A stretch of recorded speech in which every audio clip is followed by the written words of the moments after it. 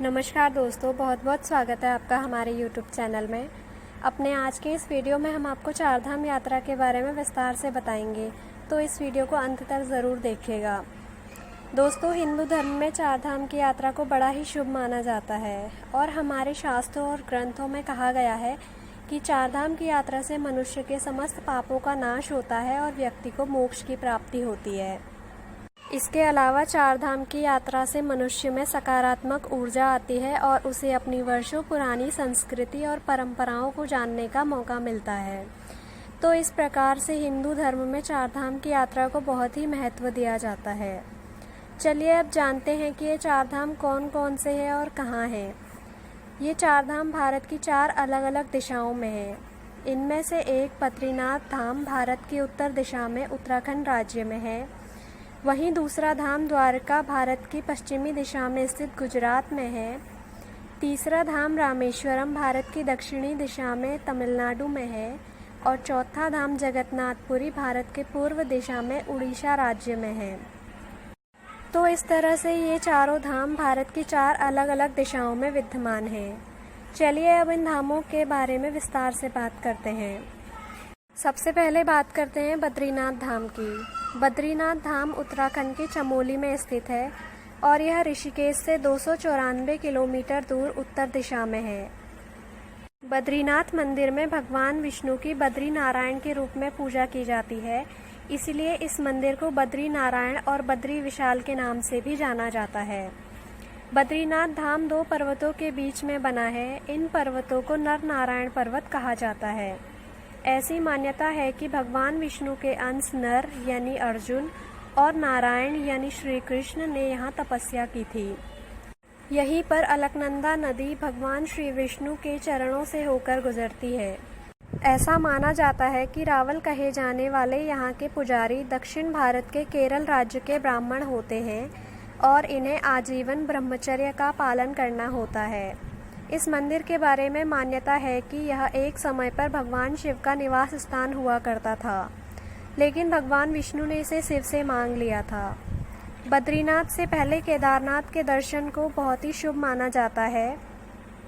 सर्दियों के मौसम में ये पूरा इलाका बर्फ से ढक जाता है, इसीलिए नवंबर की शुरुआत में पूजा अर्चना करने के बाद बद्रीनाथ और केदारनाथ के कपाट 6 महीनों के लिए बंद कर दिए जाते हैं। इसके बाद अप्रैल के महीने में शुभ मुहूर्त देखकर बद्रीनाथ और केदारनाथ के कपाट खोले जाते हैं। कपाट खुलने के बाद भगवान के प्रथम दर्शन को बहुत ही महत्व दिया जाता है। बद्रीनाथ में एक तप्त कुंड है जिसमें स्नान करने के बाद लोग बद्रीनाथ के दर्शन हेतु जाते हैं। वन तुलसी की माला, चने की कच्ची दाल, गिरी का गोला और मिश्री का प्रसाद बद्रीनाथ के मंदिर में चढ़ाया जाता है। बद्रीनाथ धाम में अखंड ज्योत जलाई जाती है, जो कि अचल ज्ञान ज्योति का प्रतीक है। यहाँ तक कि कपाट बंद होने के बाद भी 6 महीने तक यह ज्योत ऐसे ही जली रहती है। यह मान्यता है कि भगवान इस दीपक को जलाए रखते हैं। देश के किसी भी कोने से सड़क मार्ग द्वारा बद्रीनाथ धाम आसानी से पहुँचा जा सकता है।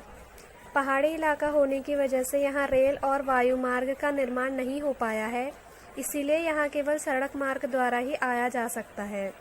ये तो बात हुई बद्रीनाथ धाम की। चलिए अब बात करते हैं द्वारका की। द्वारका गुजरात के अहमदाबाद से 380 किलोमीटर दूर समुद्र के किनारे बसी है। इस स्थान के बारे में मान्यता है कि भगवान श्री कृष्ण ने 5000 साल पहले इसे बसाया था और भगवान श्री कृष्ण द्वारिका में ही निवास करते थे। यह भी माना जाता है कि भगवान कृष्ण के अपने धाम चले जाने के बाद उनके द्वारा बनाई गई द्वारिका नगरी समुद्र में समा गई थी।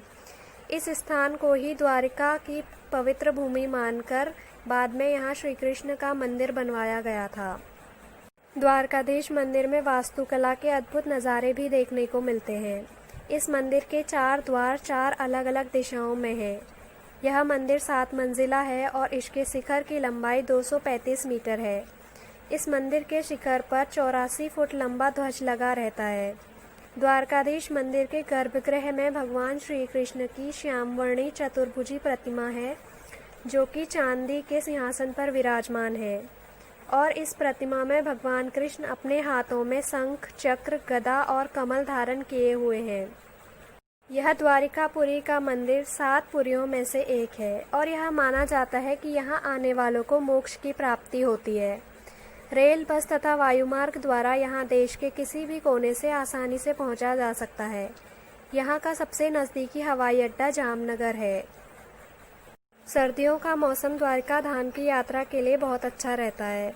ये तो बात हुई द्वारिका धाम की। चलिए अब बात करते हैं रामेश्वरम। रामेश्वरम एक बहुत ही पवित्र तीर्थ स्थल है जो कि तमिलनाडु के रामनाथपुरम जिले में स्थित है। यह श्रीलंका के मन्नार द्वीप से 1403 किलोमीटर की दूरी पर स्थित है। रामेश्वरम चेन्नई से 425 मील दक्षिण पूर्व में स्थित है और यह हिंद महासागर और बंगाल की खाड़ी से चारों ओर से घिरा हुआ है और शंख के आकार का बहुत ही सुंदर द्वीप है। इस मंदिर के बारे में मान्यता है कि भगवान श्री राम जब अपनी पत्नी माता सीता को रावण के चंगुल से बचाने के लिए लंका जा रहे थे, तब उन्होंने इस स्थान पर शिव जी की स्थापना की और उनकी पूजा की थी।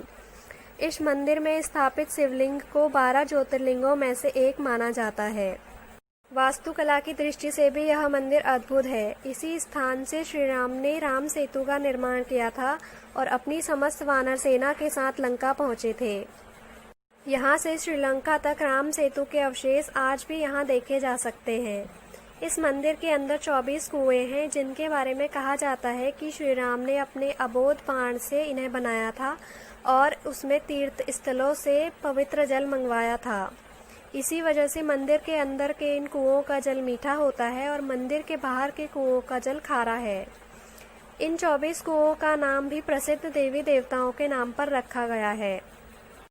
यह भी माना जाता है कि इस स्थान पर आकर पूजा करने से मोक्ष की प्राप्ति होती है। इस मंदिर के 4 मुख्य दरवाजे 4 अलग अलग दिशाओं में हैं। रामेश्वरम की यात्रा के लिए सर्दियों का मौसम सबसे अच्छा रहता है। रेल, सड़क तथा वायुमार्ग द्वारा यहाँ आसानी से पहुँचा जा सकता है। यहाँ का सबसे नज़दीकी एयरपोर्ट मदुरई में है और यह चेन्नई सड़क मार्ग से भी अच्छी तरह से जुड़ा हुआ है। ये तो बात हुई रामेश्वरम की। अब बात करते हैं जगन्नाथ मंदिर की। जगन्नाथ मंदिर उड़ीसा के तटवर्ती शहर पुरी में स्थित है। इस मंदिर में श्री कृष्ण अपने भाई बलभद्र और बहन सुभद्रा के साथ विराजमान हैं। इस मंदिर में श्री कृष्ण, बलभद्र और सुभद्रा की अर्धनिर्मित मूर्तियां स्थापित हैं। इस बारे में एक कथा प्रचलित है और वो ये कि एक बार एक राजा इंद्रद्युम्न थे। वो भगवान विष्णु के परम भक्त थे। एक बार भगवान श्रीहरि ने उन्हें सपने में दर्शन दिए और उन्हें एक लकड़ी के बारे में बताया। राजा ने समुद्र तट से उस लकड़ी को लिया और फिर उससे मूर्तियां बनाने का फैसला किया। उस समय विश्वकर्मा एक बूढ़े मूर्तिकार का रूप धारण करके आए और उन्होंने राजा से उस मूर्ति को बनाने का आग्रह किया और उन्होंने ये शर्त रखी कि जब तक मूर्ति का निर्माण होगा तब तक कोई भी उस मूर्ति को ना देखे। इसी तरह 1 महीने तक मूर्तियां बनाते बनाते जब 1 महीने बाद उस कमरे से आवाज़ आनी बंद हो गई तो राजा ने उस कमरे को खुलवा कर देखा। जब राजा ने कमरे को खुलवा कर देखा तो बूढ़ा मूर्तिकार वहां नहीं था और वहां 3 अर्धनिर्मित मूर्तियां थी जिनके हाथ नहीं बने थे। तो राजा ने इसी को ईश्वर की इच्छा समझकर उन मूर्तियों की स्थापना करवाई और मंदिर बनवाया। हर साल आषाढ़ माह में यहाँ श्री कृष्ण, बलभद्र और सुभद्रा की रथ यात्रा निकाली जाती है। यह रथ यात्रा जगन्नाथ मंदिर से गुंडीचा के मंदिर तक निकाली जाती है। गुंडीचा भगवान श्री कृष्ण की परम भक्त थी, इसलिए भगवान हर साल अपनी भक्त से मिलने जाते हैं। यह रथ यात्रा 9 दिनों की होती है। भगवान जगन्नाथ के रथ का नाम नंदी घोष, देवी सुभद्रा के रथ का नाम दर्पदलन और बलभद्र के रथ का नाम तलध्वज है। भगवान जगन्नाथ के इस मंदिर में उनके कई सारे चमत्कार देखने को मिलते हैं, जैसे छत के शीर्ष पर लगा ध्वज सदा हवा की विपरीत दिशा में लहराता है। मंदिर का ये ध्वज रोज बदला जाता है और इसे उल्टा चढ़कर बदला जाता है। इस मंदिर की ऊंचाई 214 फुट है और इसके गुंबद की छाया नहीं बनती। मंदिर के शीर्ष पर अष्टधातु से निर्मित सुदर्शन चक्र है और आप इसे किसी भी दिशा से देखेंगे तो ये सामने की तरफ ही दिखाई देता है। इस मंदिर की रसोई में प्रसाद पकाने के लिए 7 बर्तनों को एक के ऊपर एक रखा जाता है और इन सबको लकड़ी पर पकाया जाता है। और सबसे आश्चर्यजनक बात यह है कि सबसे ऊपर वाले बर्तन का खाना सबसे पहले बन जाता है, जबकि सबसे नीचे वाले बर्तन का खाना सबसे आखिर में पकता है। तो ये थे भगवान जगन्नाथ के कुछ चमत्कार। दोस्तों आज के लिए बस इतना ही। कमेंट करके बताइए आपको वीडियो कैसा लगा, और अगर अभी तक आपने हमारे चैनल को सब्सक्राइब नहीं किया है तो अभी हमारे चैनल को सब्सक्राइब करें। हम जल्द मिलेंगे ऐसे ही रोचक वीडियोस के साथ। धन्यवाद।